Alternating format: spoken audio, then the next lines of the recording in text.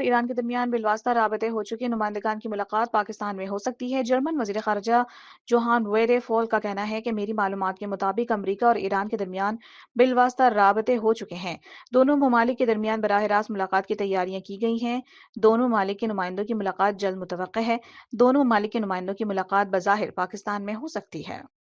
ایران نے کہا خیر سگالی کے طور پر آبنائے ہرمز سے تیل کے 8 جہاز گزرنے دے رہے ہیں۔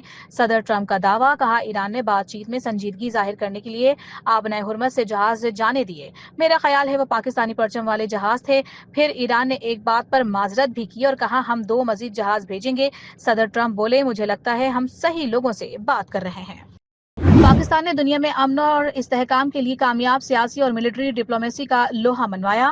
امریکی نمائندہ خصوصی اسٹیف وٹیکوف نے بطور ثالث پاکستان کے کردار پر مہر ثبت کر دی۔ امریکی کابینہ میں پاکستان کی کامیاب سفارتکاری کا اعتراف، کہا امن معاہدے فریم ورک کے لیے 15 نکاتی ایکشن لسٹ پاکستان کے ذریعے ایران تک پہنچائی جائے گی۔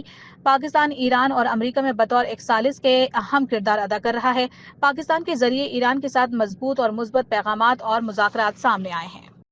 ایران کی توانائی تنصیبات پر حملے مزید 10 دن کے لیے روک دیے۔ صدر ٹرمپ کا اعلان، کہا فیک نیوز کے برعکس ایران سے بات چیت عمدگی سے جاری ہے۔ ایران کی توانائی تنصیبات پر حملوں کی ڈیڈ لائن 6 اپریل تک بڑھا رہا ہوں۔ صدر ٹرمپ نے دعویٰ کیا ہے کہ وہ یہ اقدام ایرانی حکومت کی درخواست پر کر رہے ہیں۔ صدر ٹرمپ کی جانب سے ایرانی توانائی تنصیبات پر حملے نہ کرنے کی ڈیڈ لائن آج ختم ہو رہی ہے۔ اس سے قبل ٹرمپ نے ایران کو جلد مذاکرات کرنے کی وارننگ دے دی۔ کہا ڈیل کا وقت گزر رہا ہے، یہ صحیح نہیں۔ ایران کو دیر ہونے سے پہلے سنجیدہ ہونا ہوگا، کیونکہ جب وقت گزر گیا تو پھر کچھ اچھا نہیں ہوگا۔ ایران نے 15 نکاتی امریکی تجاویز کا جواب بھجوا دیا۔ امریکہ کے رد عمل کا انتظار۔ ایرانی حکام کا کہنا ہے کہ جنگ بندی کی امریکی تجاویز یک طرفہ غیر منصفانہ ہیں۔ تجاویز صرف اسرائیلی اور امریکی مفاد میں ہیں۔ امریکی تجاویز میں ضروری تقاضوں کی کمی ہے۔ ابھی تک مذاکرات کے لیے کوئی انتظام نہیں ہوا۔ اس مرحلے پر بات چیت کا کوئی منصوبہ ابھی نظر نہیں آتا۔ امریکہ حقیقت پسندی کا مظاہرہ کرے تو راستہ نکالا جا سکتا ہے۔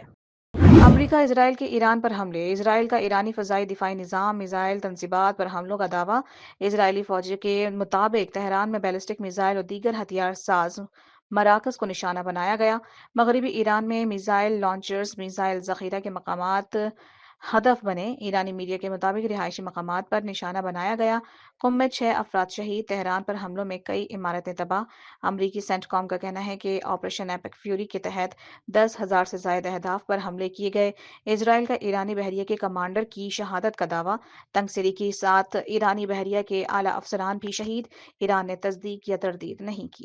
ایران کی اسرائیل پر حملوں کی نئی لہر۔ حیفا میں بحری و ایندھن تنصیبات کو نشانہ بنایا گیا۔ ایرانی فوج کے مقبوضہ علاقوں میں ڈرون حملے۔ متعدد اسرائیلی حساس مقامات ہدف۔ جنگ میں اب تک 800 امریکی فوجی ہلاک کرنے کا ایرانی فوج کا دعویٰ، کہا 5,000 سے زائد امریکی فوجی زخمی ہو چکے۔ 1,300 سے زائد اسرائیلی فوجی بھی مارے گئے۔ 17 امریکی اڈے بھی تباہ کر دیے گئے۔ اسرائیلی آرمی چیف نے فوج کے اندرونی طور پر ٹوٹ جانے کی وارننگ دے دی۔ لیفٹیننٹ جنرل ایال زمیر نے ایک بیان میں کہا ہے کہ 10 لال جھنڈے کھڑے کر کے وارننگ دے رہا ہوں، میدان جنگ میں ریزرو فوجی مزید نہیں لڑ پائیں گے۔ اگر ریزرو فوجیوں سے متعلق قوانین کی ترمیم و دیگر اقدام نہ کیے گئے تو اسرائیلی فوج اندرونی طور پر ٹوٹ جائے گی۔ کئی محاذ کھولنے سے اسرائیلی فوج میں اہلکاروں کی شدید کمی ہو گئی۔ ایران کا اپنے رہنماؤں کو روکنے کے لیے اقوام متحدہ سے مداخلت کا مطالبہ۔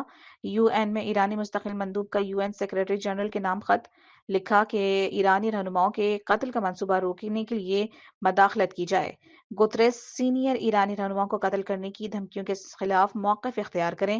پڑوسی ممالک پر ایرانی میزائل اور ڈرون حملے دفاع کا جائز حق قرار دیے جائیں۔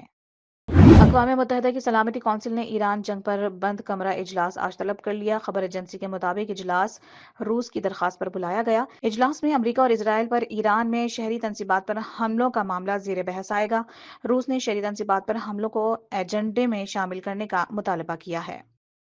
ایرانی حملوں کے باعث مشرق وسطی امریکی فوجی اڈے ناقابل رہائش امریکی فوجی ہوٹلز میں منتقل ہونے پر مجبور۔ بڑی تعداد میں امریکی فوجی ہوٹلز اور دفتری عمارتوں میں منتقل۔ امریکی اخبار کے مطابق فوجی امریکی اڈوں سے دور رہ کر ریموٹ انداز میں جنگ لڑنے لگے۔ فوجی اڈوں پر صرف پائلٹس، طیاروں کی دیکھ بھال کا عملہ موجود۔ خطے میں امریکی فوج کے زیر استعمال 13 فوجی اڈوں میں سے اکثر رہائش کے قابل نہیں۔ ایران کا کہنا ہے کہ امریکہ فوجیوں کو ہوٹلز میں رکھ کر شہریوں کو ڈھال بنانے لگا ہے۔ پاسداران انقلاب کے بکھرے امریکی فوجیوں کے نئے مقامات کی اطلاع دینے کی اپیل۔ خلیجی ممالک کے ہوٹلز امریکی فوجیوں کو رہائش دینے سے گریز کریں۔ ایرانی وزیر خارجہ عباس عراقچی نے کہا ہے کہ امریکی اہلکاروں کی میزبانی پر مہمانوں کی جان کو خطرہ ہوگا۔ امریکی ہوٹلز فوجی اہلکاروں کو رہائش کی خدمات فراہم نہیں کرتے۔ خلیجی ممالک کے ہوٹلز بھی امریکی طریقہ کار پر عمل کریں۔ ایرانی حملوں پر متحدہ عرب امارات کا سخت رد عمل۔ امریکہ سے صرف جنگ بندی کی بجائے مستقل حل کا مطالبہ۔ اماراتی اخبار کے مطابق UAE نے واضح کیا ہے کہ اسے صرف جنگ بندی نہیں بلکہ ایرانی خطرات کا مستقل اور جامع حل درکار ہے۔ خطے میں پائیدار امن کے لیے سادہ سیز فائر کافی نہیں، طویل المدتی سیکیورٹی انتظامات اور ایرانی میزائل، ڈرونز اور آبنائے ہرمز کا مستقل حل چاہیے۔ تہران میں پاکستانی سفارت خانے اور سفیر کی رہائش گاہ کے قریب بمباری، سفارت خانہ اور عملہ محفوظ۔ ذرائع کے مطابق پاکستانی سفارت خانے کے سامنے ایرانی فوج کا مرکز واقع ہے۔ پاکستانی سفیر مدثر پاسداران کے علاقے میں مقیم دونوں علاقوں پر بمباری ہوئی۔ پاکستانی سفارت خانہ اور سفیر کی رہائش گاہ کو کوئی نقصان نہیں پہنچا۔ پاکستانی سفیر تہران میں 20 کے قریب سفارتی عملے کے ساتھ فرائض انجام دینے میں مصروف ہیں۔ ایرانی حکام نے شہادت سے چند لمحے قبل کی سپریم لیڈر آیت اللہ خامنہ ای کی آخری تصویر جاری کر دی۔ شہید آیت اللہ خامنہ ای کو تصویر میں قرآن پاک پڑھتے دیکھا جا سکتا ہے۔ خامنہ ای کی شہادت سے چند لمحے پہلے کی تصویر CCTV کیمرے سے لی گئی۔